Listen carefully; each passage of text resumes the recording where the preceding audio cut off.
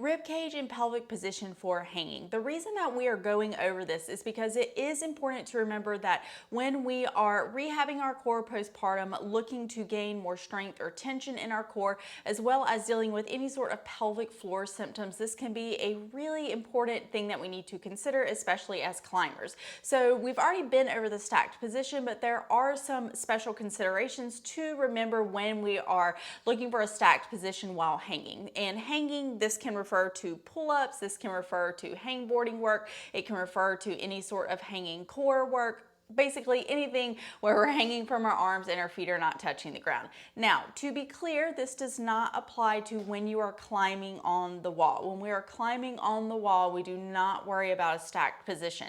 We worry about a stacked position when we are doing our training off the wall, because that is where we are looking to really rewire neural patterns. We're looking to gain strength there. When we're on the wall, we need to just be climbing. Just want to make that abundantly clear.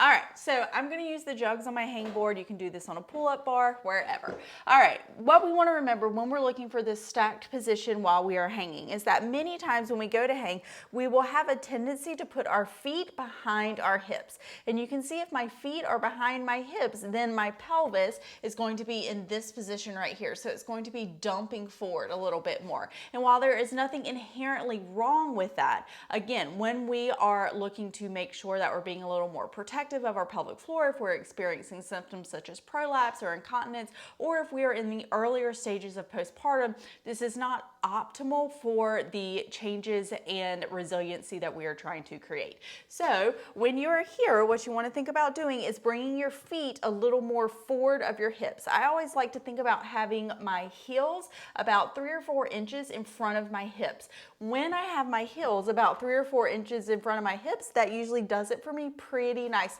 to make sure that I can get my rib cage over my pelvis. Now, the second thing to remember here is that when we are thinking about this stacked position, we want to make sure that we're not gripping down from the top or really kind of shoving under from the bottom.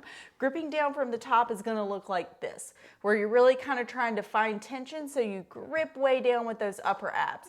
When you do that, you're kind of pushing out on this bottom part of the core, and that's really not advantageous for pelvic floor healing or creating a lot more tension in those lower deep abs. The second thing that can happen is that we'll tend to squeeze our butt under and kind of shove that pelvis forward. And so that's not optimal either, because we're creating a lot of tension in that posterior pelvic floor. And so we just want to make sure that we're just kind of keeping all of these things in check when we're doing our hanging. So again, you're going to hang, make sure that we're just kind of feeling really nice and relaxed here, that the heels are about 3 or 4 inches in front of the hips, and that's all you really need to worry about. One of the best ways to make sure that you've got this is just to take a video of yourself. You don't even have to record. You can just turn your camera on in selfie mode. That way you can get that visual feedback, because sometimes it can be really hard when we're first kind of trying to learn this to understand if we're really doing it quote unquote right.